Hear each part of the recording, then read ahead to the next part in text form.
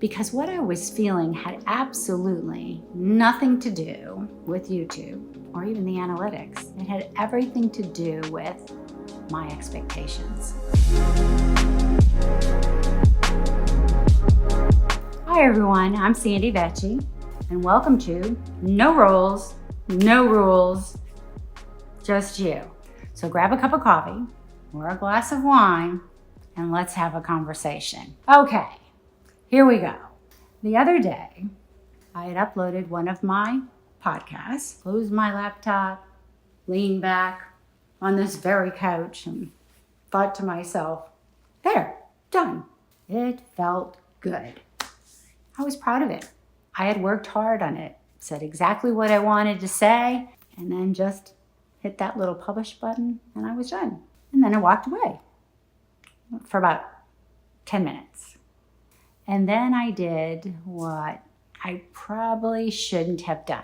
I immediately went over to my phone, got onto YouTube, and immediately started checking how many people had watched it. And a little while later, I checked it again. And then I checked it again. Apparently, I was conducting some sort of scientific experiment to see if repeatedly looking at my YouTube analytics would somehow magically make the numbers go up. Yeah, spoiler alert, it didn't. They don't. And here's what surprised me. It only took a few minutes for me to go from thinking, wow, I did a great job. I'm really proud of that. I'm proud of what I did. I'm proud of that episode. To wondering, maybe I'm just not really cut out for this. Isn't it amazing how quickly our minds can do that? 1 minute we're celebrating something, patting ourselves on the back for our accomplishment, and then the next minute we're questioning whether we should have even done this to begin with. So I sat back down on this very couch and thought to myself, why did that just happen? And then it hit me. This was it. That was it. This was exactly what I needed to talk about today on this podcast. Because what I was feeling had absolutely nothing to do with YouTube or even the analytics. It had everything to do with my expectations. You know, there's a part of this journey that nobody really talks about. The part after you hit the publish button, or you launch the business, or you retire, or you write the first chapter of your book, or you decide finally you're going to do something, try something you've always wanted to. The part where the excitement wanes, it wears off, and those doubts start creeping in, where you quietly wonder, is anybody even noticing that I'm doing this? Am I wasting my time? Maybe I'm not really cut out for this. Can I confess something? I've published 5 podcast episodes. 5. That's it. And somehow, in the tiny little part of my brain, I'm like expecting commercial endorsements to start rolling in. You know, I'm going to be Mel Robbins.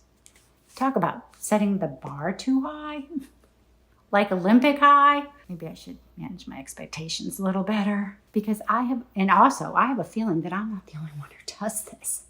In fact, I know I'm not. You know, I think somewhere here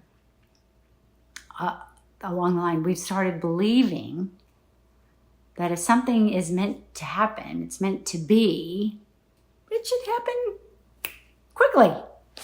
We decide we're going to get healthy.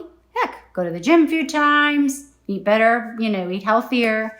And 3 weeks, we wonder why we're frustrated because the scale hasn't moved much. We start a new hobby, and somehow we expect to be experts at it. Great, we're going on the pro tour. We launch a business, or write that book, or volunteer, or start dating again, or retiring. And somehow we expect to have everything all figured out in a matter of weeks, sometimes minutes. No, I'm kidding. Why? I don't know. Who sold us this idea? But whoever it was clearly wasn't paying attention to how life actually works. Because if you think about it, almost everything worthwhile in this world takes longer than we like. Trust me, it takes time. Confidence takes time. Strong relationships take time. Learning something new takes time. Building a business takes time. Finding your purpose, oh yeah, that really takes time. I'm still working on it. Even becoming comfortable in your own skin takes time. Still working on that one too, after 68 years. So why do we keep expecting these overnight results?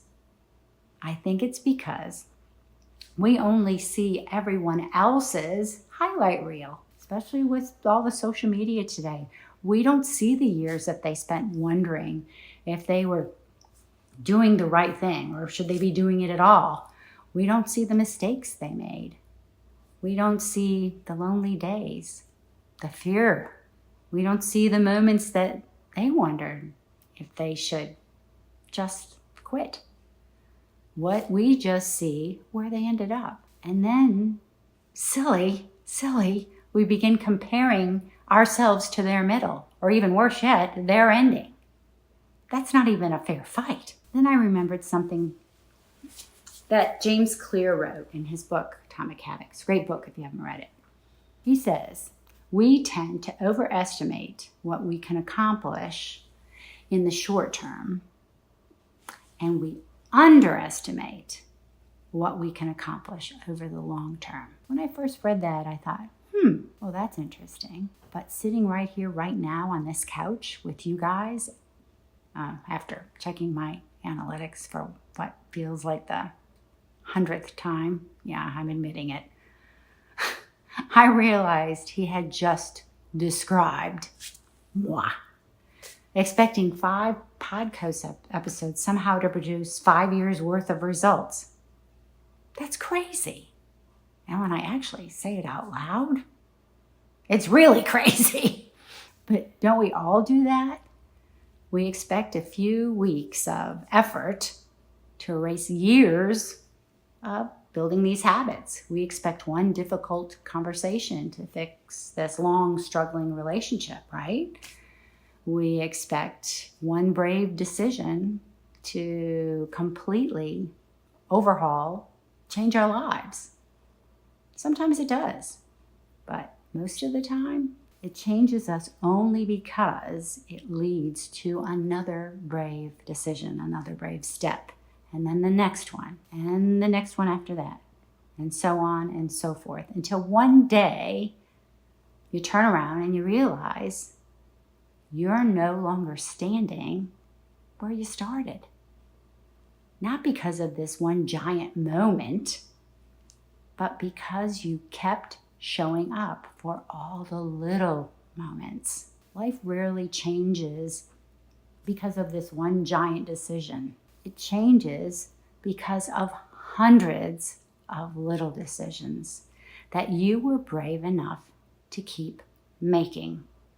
And I think that's especially true in this stage of our life, this third act, because so many of us are standing at the beginning of something new. Maybe it's retirement. Maybe the kids have grown up and suddenly the house is, very, very quiet. Maybe you've lost someone that you love. Maybe your health has changed, had a health scare. Maybe your job has changed. Or maybe you just woke up one morning and realized the life you've always known for decades is just changing. And when that happens, it's so easy to feel like you're behind the 8 ball. We look around and we think, wow, everyone else seems to know what they're doing. They've got it all figured out. And why am I the only one still trying to figure it out? Why am I the only one that's lost? Why do I not know what's next? Can I tell you something? Everyone else doesn't have it figured out. Everyone else is looking around just like you, thinking everyone else has it figured out. And that's a very different thing. You know?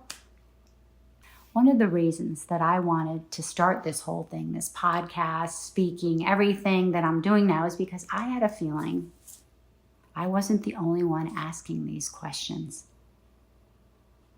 I wanted this to be a place, especially the podcast, where we could come together and have honest conversations about this stage of life, this third act. Not the polished conversations, the ones sound like they're rehearsed, not like the ones I've got it all figured out conversations, vulnerable, honest ones. Because the truth is, spoiler alert, none of us have it all figured out. We're all learning. We're all growing. We're all becoming. And maybe that's exactly how it's supposed to be. I know it is, not maybe. You've heard me say this before. I don't believe the third act is about becoming someone else, someone new. I think it's about becoming more of who you've always been, beneath the job title, beneath all the responsibilities, beneath all the roles that you've spent a lifetime playing. Maybe that's why growth feels uncomfortable, because it's new. We're not just learning to do something new. We're learning to trust ourselves again, to believe there's still more life to live, still more purpose to discover, still more laughter to share, still more people to meet, places to go, ways to make a difference. None of that happens overnight. It happens one day, one conversation, one brave choice at a time. You know, it's funny. A little over a year ago, I wasn't planning on doing any of it. I wasn't going to be sitting on a couch talking into my camera, my cell phone, writing a weekly blog, having a website, talking in public. I wasn't going to be recording podcasts. I definitely wasn't going to be checking my YouTube analytics every 10 minutes.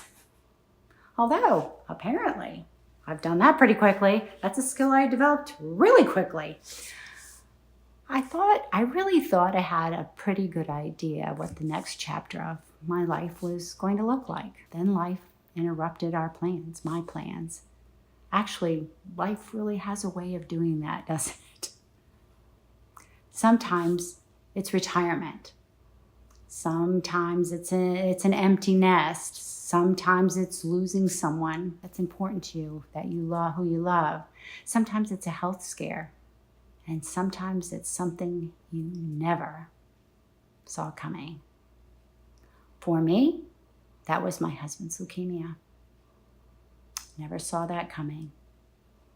And it's hard to watch someone fight for their life. And it has a way of changing your perspective. It has a way of making someday feel like a very dangerous word. It made me realize how many things I'd been waiting and putting off to do, not because I couldn't do them, nope, but because I kept telling myself, yeah, I'll get around to doing that someday. It also made me ask a question, an important question. I think a lot of us, most of us will eventually ask, if not now, when? Can I do this perfectly? No. Will I immediately be successful? No. Will everybody like it? Probably not. But more important, if not now, when? And here's what I've come to discover. You don't find confidence and then start. No, that's backwards.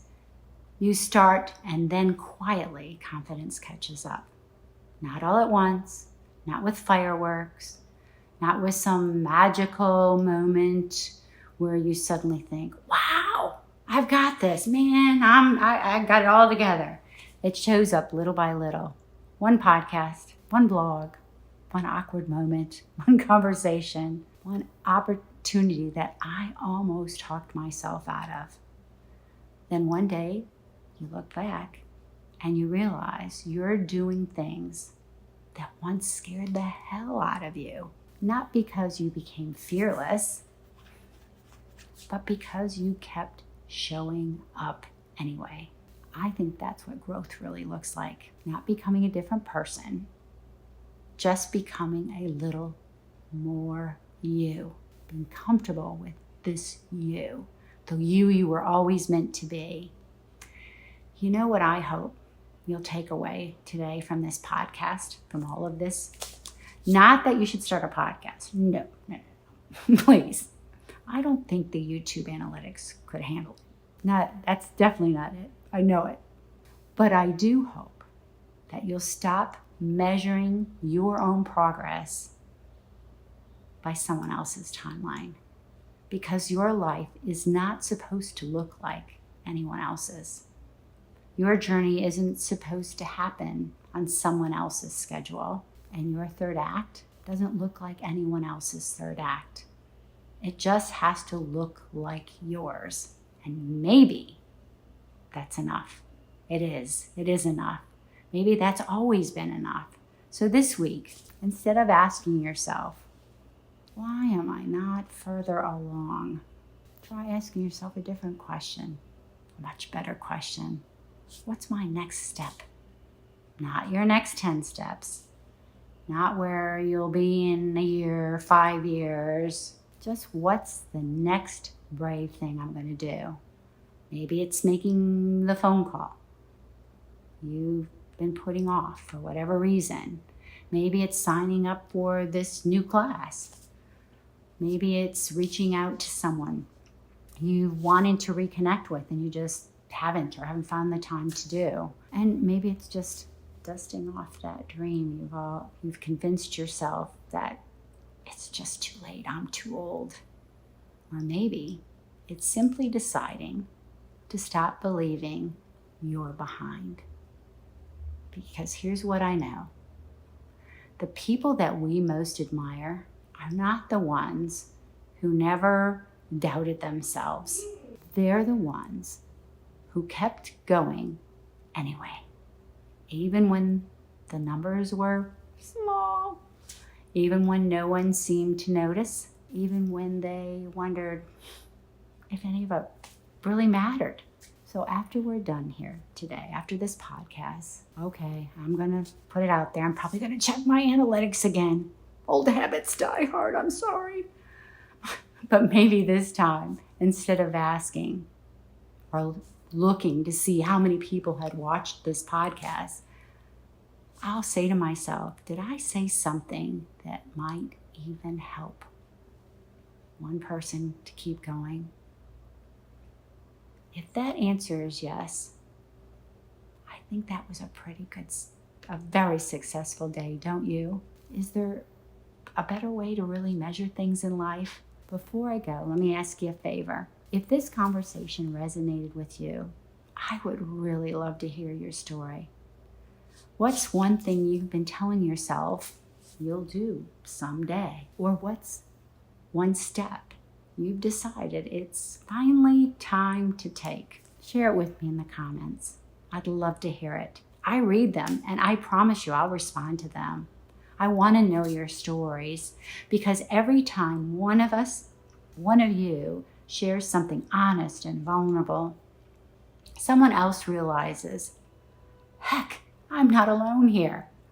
And I have a feeling that's how this community is going to be built. One conversation, one story, one brave step at a time. See you next time. Until next time, remember, the best part of your story isn't behind you. It's the third act you're writing right now. So give yourself permission to ask new questions, to dream new dreams, to become more of the person you've always been, beneath the titles, the responsibilities, and the roles. Because this isn't, the end of your story. It's the beginning of the most meaningful act of your life. No roles, no rules, just you.